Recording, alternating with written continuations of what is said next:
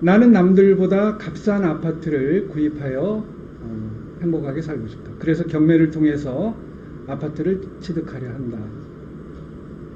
그런데 어쩌나 최고가 매수 신고인이 되어 매각대금을 내고 아파트에 입주하려 하는데 거기에 살고 있는 임차인이 아파트를 비워줄지 걱정이다.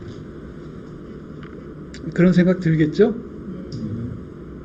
그랬을 때 임차인하고의 관계, 법률 관계가 어쩔 수 없이 형성이 되는 거예요. 물론 나가겠죠. 언젠간 나가겠지만 이제 부드럽게 자연스럽게 나갈 수 있는 거. 또 안 나가는 권리가 있는 임차인도 있어요. 그러니까 그런 걸 분석하자는 거예요. 그런 거. 그게 권리 분석이죠. 그리고 아파트를 취득하려 할 때 어떤 아파트를 고를까는 물건 분석이 돼야 되겠죠. 근데 아파트는 그렇게 물건 분석이 어렵지는 않습니다. 왜 그럴까요? 거의 같은 물건이라고 볼 수 있죠. 같은 물건들이 여러 개 있잖아요. 땅 같은 경우는 아주 개별성이 강한데 아파트는 거의 그게 그거잖아요. 한 동 아파트에서 뭐 향이나 뭐 층이나 뭐 이런 거 약간 다르지. 내부 인테리어도 똑같은데요. 그러니까 물건 분석은 그렇게 많지는 않습니다. 그래도 하긴 하는데 이제 권리 분석도 하고. 근데 이런 거는 뭐 엄청 이제 쉬운 거죠. 사실은 1시간만 듣고도 할 수 있는 거예요. 근데 우리는 1시간만 듣고 할 수 있는 거를 공부하는 건 아닙니다. 그거는 뭐 공부 안 해도 돼요.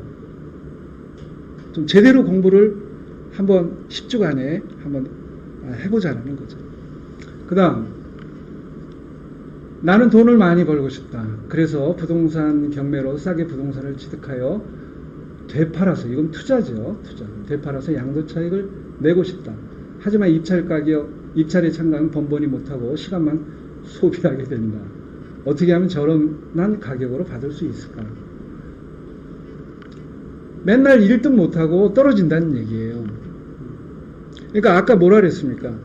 Y는 E-X인데 Y는 수익이고 X는 매각가란 말이에요. 매각가. 근데 매각가를 한도 끝도 없이 높게 쓸 수는 없지 않습니까? 그러면은 수익이 줄어들잖아요. 아파트를 한번 생각해 보십시오.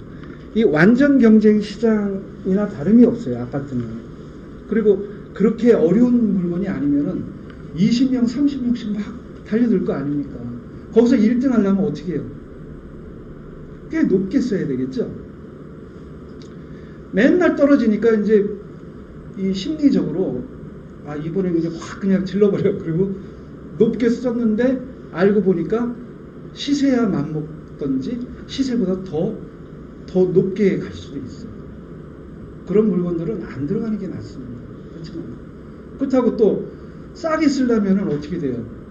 맨날 줄서기 바빠요. 보증금 돌려받기 바빠요. 당일날 보증금 돌려주거든요. 떨어진 사람은. 그리고 1등한 사람은요. 보증금 돌려받지 않고 영수증만 받습니다.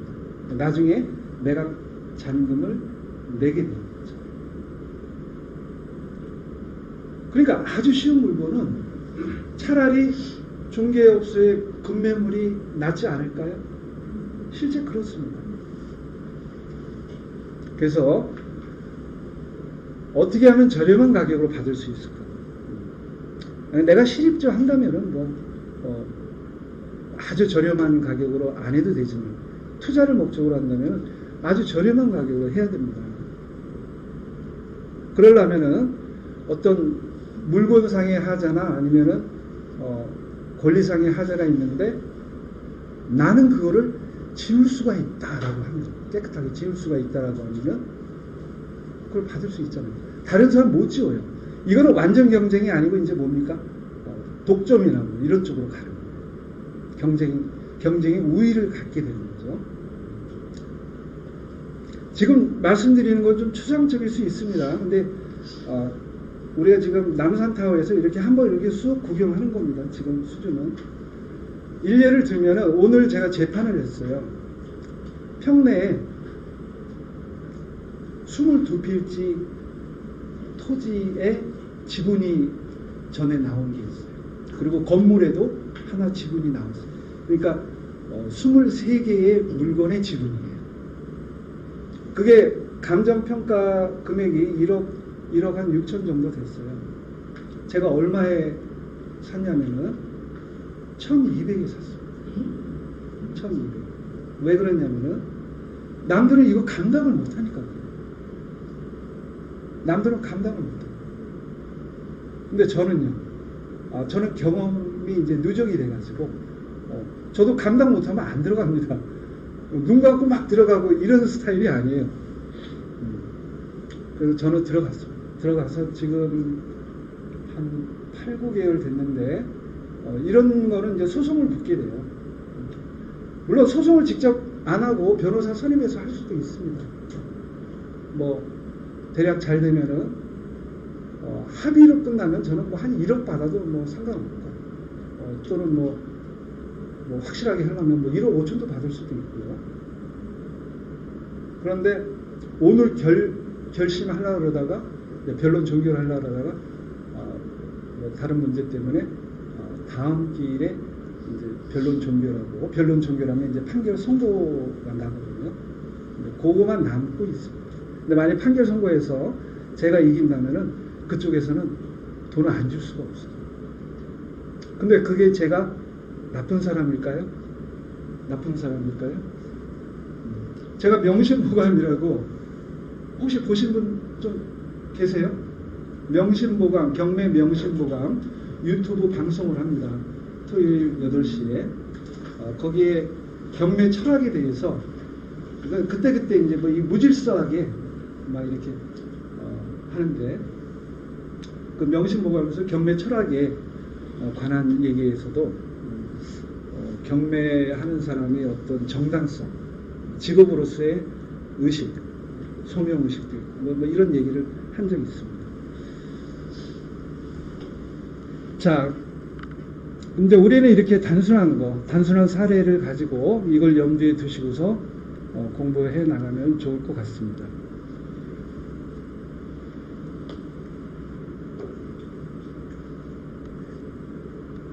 매각물건으로서의 부동산에서 계속 부동산이 나오는데요. 경매의 대상은 부동산입니다. 경매 대상. 그 동산은 아니에요. 그리고 물건은 또 뭔가 물건의 용어, 부동산, 동산 이런 정의를 아셔야 됩니다. 부동산 꼭 경매가 아니더라도 부동산을 관련해서 뭘 활동을 한다 그러면은 이거를 모르면은 말도 안 돼요. 가장 기본적이고 가장 중요한 게 물건, 부동산, 동산입니다. 이 내용을 아셔야 돼요. 이걸 한번 이제 체크를 한번 해보자고요. 물건은 법률적으로 굉장히 중요한 용어입니다. 물건. 우리 중개사님 그 물건 발음을 물건이라고 안 하십니까? 그죠? 그게 어떻게 유래됐는지 모르겠어요. 물건인데 물건이라고 발음을 하더라고요. 근데 저는 물건이라고 발음하겠습니다. 물건은 매각 물건이 뭐냐?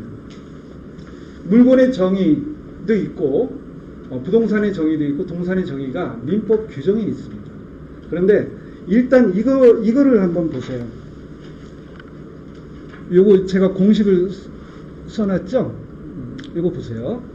물건은 부동산 더하기 동산이다. 그러니까 동산도 물건이고 부동산도 물건입니다. 그렇죠?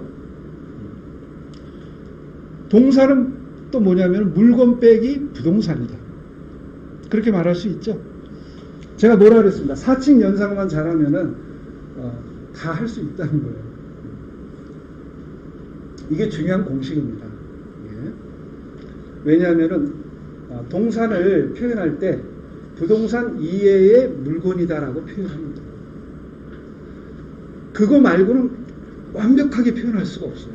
동산은 이렇게 움직이는 거 있죠? 움직이는 거 무수히 많잖아요.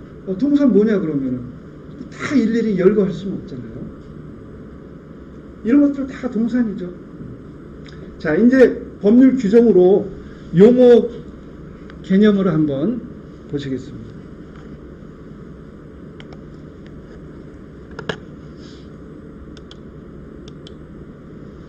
이제 민법은 한 1120조인가요? 한 그 정도까지 있는데 거기에는 이 재산에 관한 법과 친족 상속에 관한 법이 이렇게 있어요. 근데 이제 이 앞에는 이제 민법 총칙이라 그래갖고 이렇게 공통 인수만 뽑아가지고 되게 중요한 사항을 이렇게 조문화 시켜놨는데 읽겠습니다. 물건의 정의.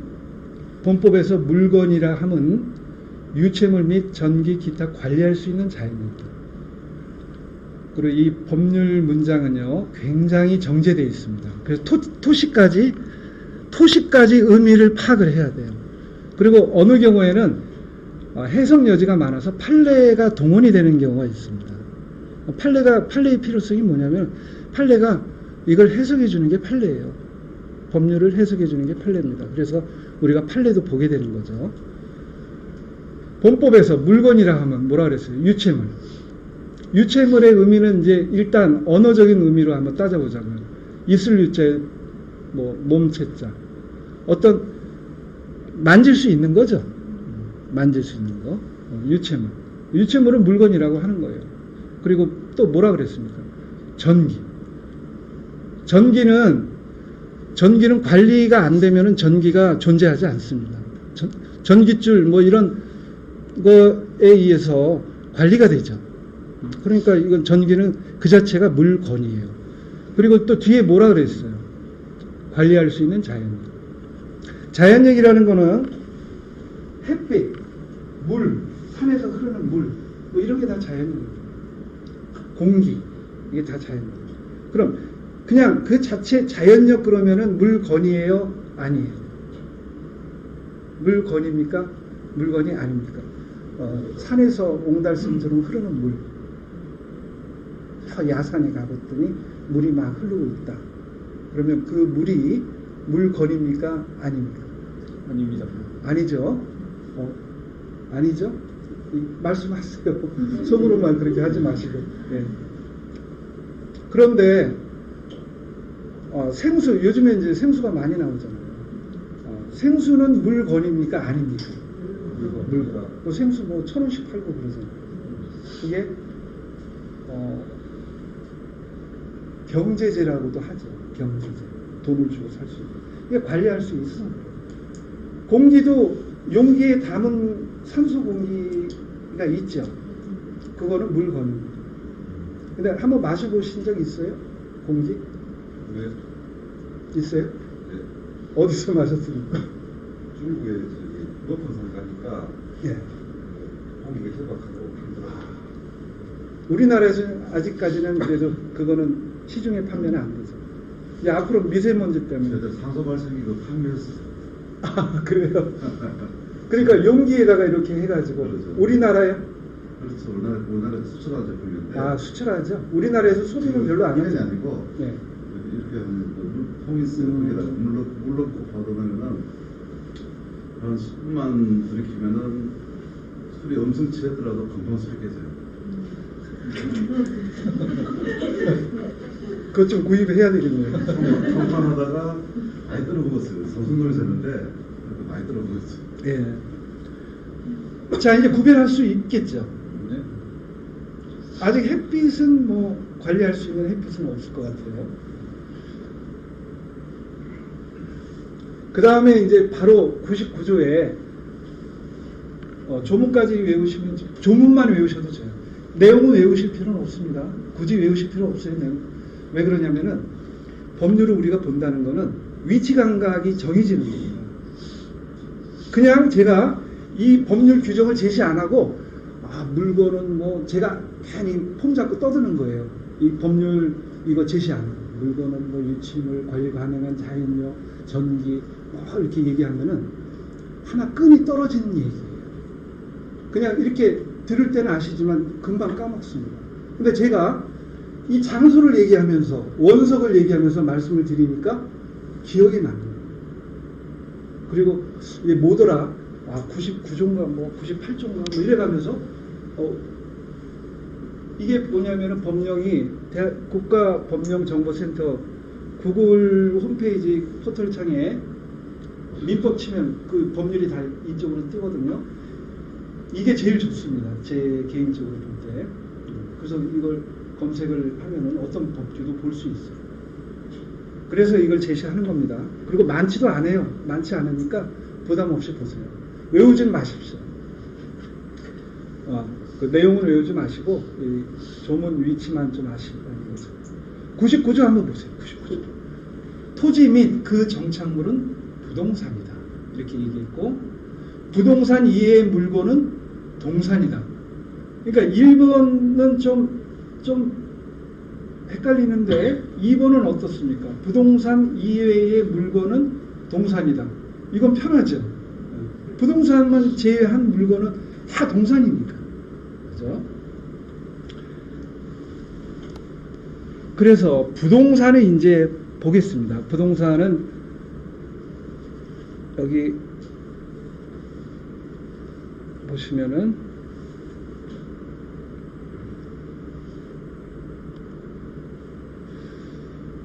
토지 및 그랬으니까요. 토지는 일단 부동산이라는 뜻입니다. 토지 및 그랬습니다. 토지는 부동산이라는 거예요. 부동산. 그 다음 그 정착물은 부동산이다. 이게 되게 이제 어려운 얘기입니다. 그 정착이란 말은 토지에 그가 뭐냐면 토지예요.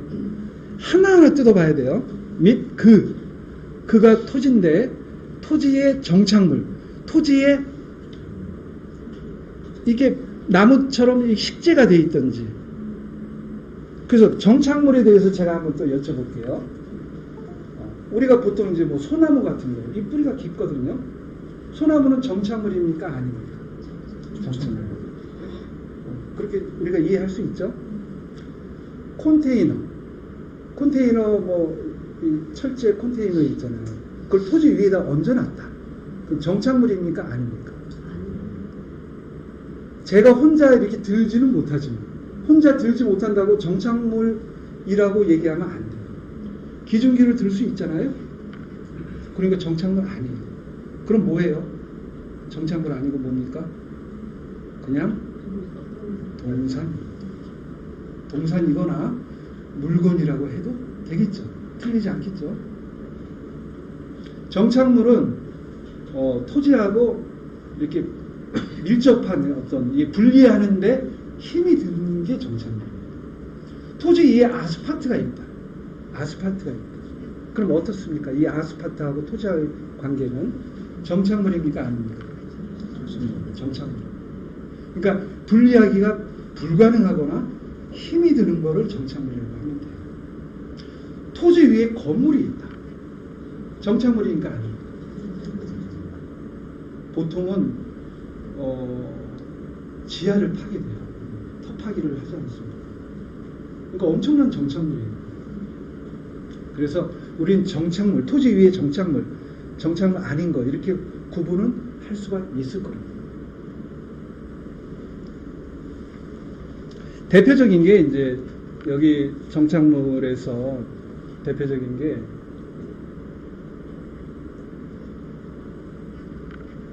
아스팔트,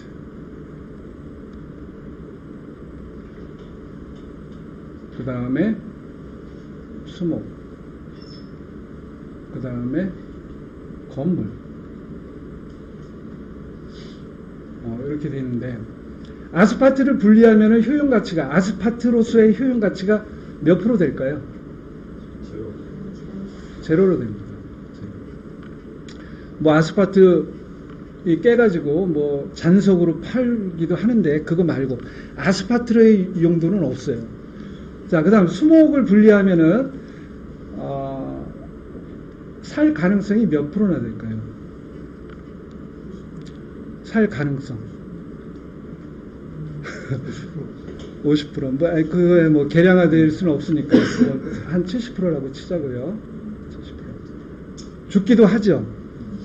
근데 이제 뭐 전문가가 어떻게 하느냐에 따라 좀 다른데 죽기도 합니다. 일단 요 두 가지 이렇게 아스팔트처럼 이렇게 분리하기가 불가능한 정도면은 이거를 또 뭐라 그러냐면은 구성 부분이라 그래요. 구성 부분. 토지의 구성부분. 이거는 법규는 아니지만 이론상 구성부분이라고 합니다. 요 수목 같은 경우는 요거는 부합물이라고 그래요.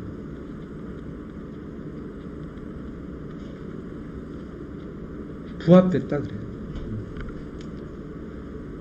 그리고 요 아스파트나 수목은 정착물이긴 한데 독립하지가 않아요.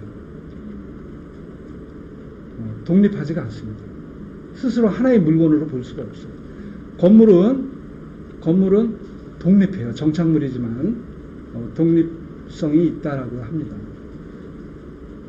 그러면 요걸 봐서 부동산은 독립성이 있는 물건을 따지는 건데 일단은 어떻습니까? 여기에 토지에 건물이 이렇게 있다고 치면은 독립한 물건으로서의 토지, 독립한 물건으로서의 건물 이렇게 볼 수 있죠?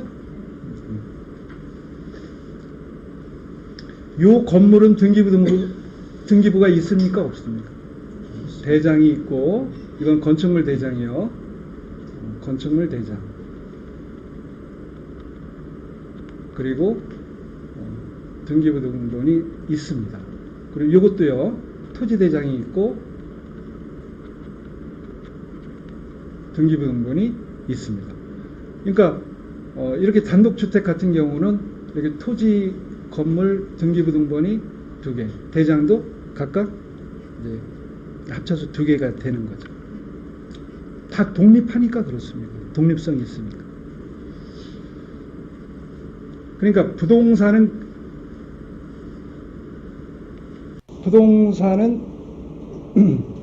토지 및 그 정착을 할 때 만약에 토지 위에 나무가 있다 그러면은 나무 자체의 상태는 부동산이 아니고 토지하고 나무를 포함한 게 부동산이에요. 토지하고 나무를 독립하지 않으니까. 그리고 아스파트가 있다 그러면 토지하고 아스파트를 포함해서 싸잡아서 부동산입니다. 그리고 토지하고 건물이 있다 그러면은 별개의 독립성이 있으니까 별개로 각각 부동산이에요. 각각. 그래서 대장도 있고 등기부도 있다는 겁니다.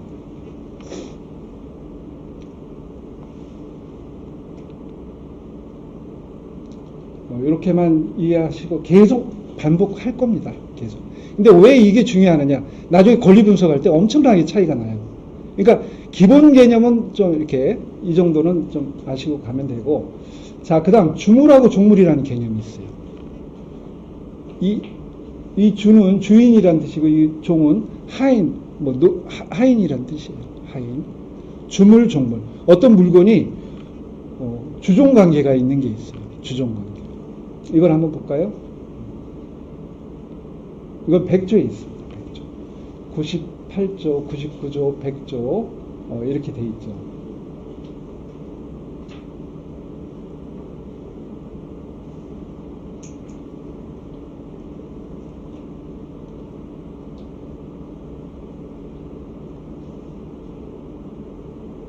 물건의 소유자가 어떤 물건의 소유자가 그 물건의 상용에 공하기 위해서, 이게 참 이런 말은 옛날부터 이게 한자어이기 때문에 그런데 일상의 어떤 용도에 제공하기 위해서 이런 말이에요. 자기 소유인 다른 물건을 이에 부속하게 한 때는 그 부속물은 종물이다. 제가 이렇게 빨리 읽으면은 저도 모릅니다. 저도 막 정리가 안 돼요. 근데 이제 뜯어봐야 돼요. 이거. 뜯어봐야 되는데 물건의 소유자가 있는데요. 이거는 주물을 얘기하는 겁니다. 물건의 소유자가 자기 소유야만 돼요. 자기 소유. 다른 물건이 이제 이 물건에 제공되는 거죠. 효용이 제공이 되는 겁니다. 그럴 때는 이 다른 물건은 종물이라고 그랬습니다. 대표적인 게 뭐가 있냐면은 한번 예를 한번 들어보실 분 계세요? 주물과 종물과의 관계에 대해서 예를. 어떤 예가 있을까요? 보통 단독주택에 있습니다. 단독주택. 예? 조경이 종물이고 뭐 집이 주물이고 그렇게 말씀하시는 겁니까? 토지와 건물 수익이 다른데요. 여긴 지금 같잖아요. 지금 말씀하신 거는 보세요. 이 땅에 이런 나무가 이렇게 있다면은 이 나무는 아까 뭐라 그랬어요? 독립성이 없다 그랬죠. 토지와 함께 부동산이라 그랬죠. 그 주물종물 개념이 아니에요. 이 나무는 그냥 토지에 합체된 부동산이에요. 근데 주물종물의 개념은 핵심 포인트가 뭐냐면 주물종물이 다 자기 물건이어야 돼요. 자기 물건. 주물도 내 거, 종물도 내 거일 때 주물종물 관계가 성립이 된다는 거예요. 이해하기 쉽게는 자물쇠와 열쇠. 네? 자물쇠는 A 거, 열쇠는 B 거. 그럼 맨날 싸울 거 아닙니까? 근데 이제 부동산으로 치면은 집이 있잖아요. 집이 있는데 저쪽에 화장실을 그냥 이렇게 만들어 놨어요. 샌드위치 판넬로. 아니면 뭐 작업실 같은 거 샌드위치 판넬로 만들어 놨어요. 그런 건물들이 있을 수 있잖아요. 이거는 이 주택의 이 주거 생활 또는 뭐 어떤 이 본체에서의 그 생활을 위해서 부수적으로 제공해 주는 건물이란 말이에요. 그때 주물종물 관계가 성립이 됩니다. 부동산과 부동산에서는 그렇게 얘기해요. 광이라든지 화장실이라든지. 전에는 화장실이 좀 내부에 있지 않고 밖에 있었잖아요. 떨어져서. 주물과 종물은 분리가 되어 있는 상태여야 됩니다. 붙어 있으면 안 돼요. 또 자기 소유해야 됩니다. 다른 사람 소유면 주물종물 관계가 안 돼요. 중요합니다. 나중에 권리분석할 때. 그래서 제가 말씀을 드리는 겁니다. 근데 이제 이해하기 쉬운 건 뭐냐면은 자물쇠와 열쇠를 한번 보세요. 자물쇠와 열쇠. 자물쇠 스스로 요즘 뭐 이렇게 번호 맞추는 거 말고 열쇠, 이게 다른 열쇠 있죠? 어느 게 주물 같습니까? 자물쇠하고 열쇠하고 어느 게 주물 같습니까? 자물쇠. 자물쇠가 아무래도 무겁고 값도 나가고 그러겠죠? 자물쇠가 주물이고 열쇠가 종물입니다. 그게 성립이 되려면은 자물쇠도 A 거, 열쇠도 A 거. 이 상태라면은 주물종물이 성립이 되는 거예요. 근데 자물쇠 A 거고 열쇠를 잃어버렸어요. 근데 B가 이 자물쇠에 맞춘 열쇠를 자기가 만들었어요.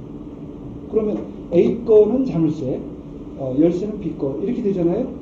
그럴 때는 주물종물 관계가 성립돼요, 안 돼요? 안 되죠. 그건 안 됩니다. 소유자가 같아요. 그러면은 A가 열쇠를 뭐 10원 주고 살 수도 있어요. 자물쇠는 90원인데 열쇠 10원 주고 사면은 그때 주물종물 관계가 돼요, 안 돼요? 돼요. 그때는 A가 두 개 다 소유하고 있습니다. 그래갖고 A가 C한테 자물쇠만 팔았어요. 90원에 이렇게 팔았습니다. 그러면 열쇠 10원, 자물쇠 90원인데 어떻게 90원 받고 자물쇠만 팔았는데 C는 열쇠도 달라고 할 수 있을까요? 없을까요? 그런 문제가 생길 수 있죠? 그런 문제가 무진장 많이 생깁니다. 자물쇠 열쇠 사례는 안 생기지만 그런 류의 것이 많이 생겨요. 이것이 2항입니다. 이거를 해결할 수 있는 규정이 제2항이 있어요. 보세요. 이게 좀 잘 안 보이시죠? 보입니다.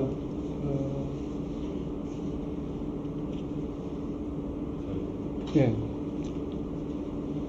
종물은 주물에 처분에 따른다. 이 2항이 엄청나게 중요한 조문입니다. 그러니까 이 규정에 의해서 법률 효과가 발생이 되는 거거든요. 그러니까 우리 생활에 어떤 분쟁이 막 이렇게 있는데 그 분쟁을 어떻게 해결하느냐. 권위 있는 사람이 누구예요? 법관입니다. 그리고 뭐 학자나 뭐 일반인은 권위적인 사람은 아니에요. 그 사건에 대해서. 법관도 당해 사건에서 재판하는 그 법관이 유권적 해석을 하는 거예요.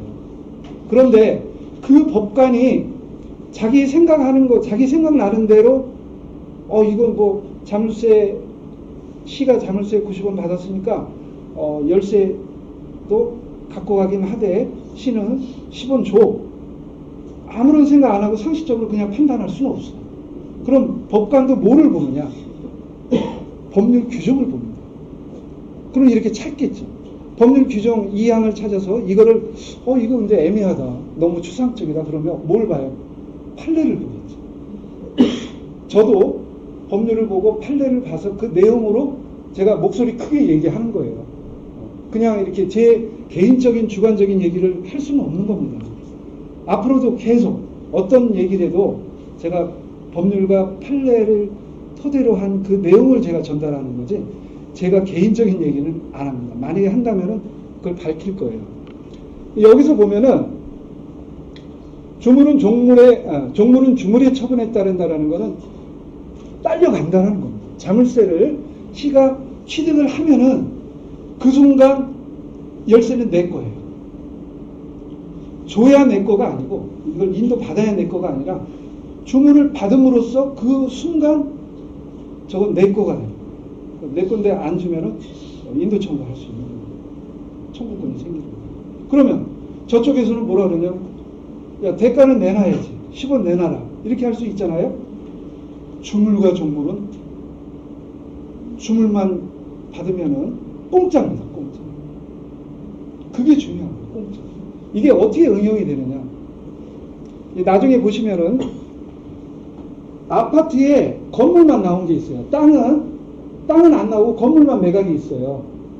매각 물건 유형을 4가지로 분류합니다. 그것도 제가 이제 오늘 수업까지는 제가 그걸 할 거예요. 4가지로 분류하는데 그 중에 하나가 건물만 경매로 나오는 물건들이 있어요. 그걸 3번 물건이라고 제가 명칭을 하는데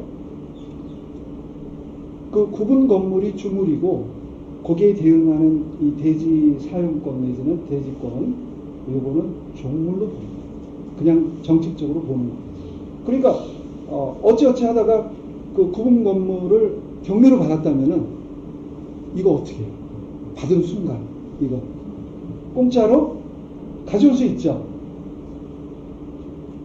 상상이 안 가죠. 공짜로 가져온다는 거. 그리고 미안하죠, 괜히. 그래서 청구를 안 하죠. 이게 정의입니다. 주물종물에서 이 규정이 정의입니다. 그래서 실제로 제가 한 4개 정도 했어요. 4개 정도. 그거는 이제 제가 하나 하고, 다른 분들이 이제 수업 받는 분들이 하고. 가격도 싼 데다가 또 공짜로 갖고 오니까. 물론 근데 그런 것만 위주로만 하시라는 건 아닙니다. 이제 이 사례에서 그런 걸 보여주는 거예요. 여기 있는 거예요. 종물은 주물에 처분했다는데 이건 굉장히 중요한 조문이 되겠습니다. 여기서 공짜란 말은 없죠. 공짜란 말은 어디에 있냐면은 대법원 판례에 있습니다. 그러니까 자물쇠 열쇠를 갖고 있다 자물쇠 팔고 열쇠 뺏기는 자가 10원 달라라고 주장을 했는데 대법원에서는 주물 종물 관계는 법률상 그냥 이전이지 무상 이전이다. 그래서 공짜. 자, 그 다음에 주물 종물과 관련해서 비교해서 알아야 될 게 부합무라고 알아야 됩니다. 비교해서 부합무. 그러니까 아까 부합한다라는 말을 제가 뭘로 표현을 했어요? 나무 심은 거를 얘기했죠. 256절 한번 보겠습니다. 이거는 여기 100조 언저리에 있는 게 아니라 저쪽 256조 쪽으로 저쪽으로 갔죠. 민법은요, 총칙이라는 공통인수 규정이 있고, 그 다음에 뭐 물권법, 채권법, 신상법 이렇게 세 덩이로 이렇게 나눠져 있어요.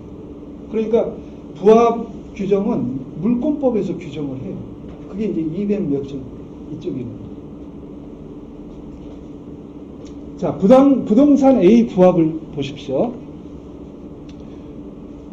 부동산의 소유자는 그 부동산에 부합한 물건의 소유권을 취득한다 그랬습니다.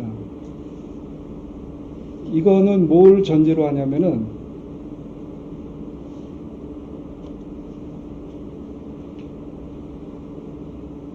아까 종물은 A였죠. 두 물건이 동일 소유자라고 했죠. 부합물은 A라면은 뭐 부합관계 얘기할 것도 없잖아요. 자기 거니까. 그러니까 부합에 있어서의 전제 조건은 뭡니까? 다른 사람 거예요. 다른 사람.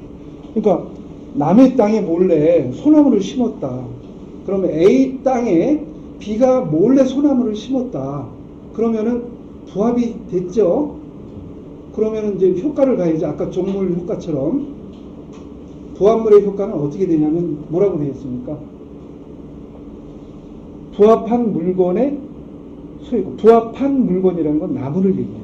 부합한 물건의 소유권을 취득한다. 그러니까 토지 소유자는 나무의 소유권을 취득합니다. 나무의 소유권을 취득해요. 제가 저 부항리에 산다 그랬잖아요. 거기가 좀 산이 좀 많이 있습니다.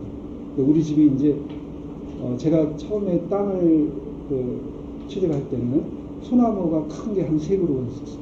근데 나중에 와서 보니까 4그루가 더 늘어났어요. 4그루.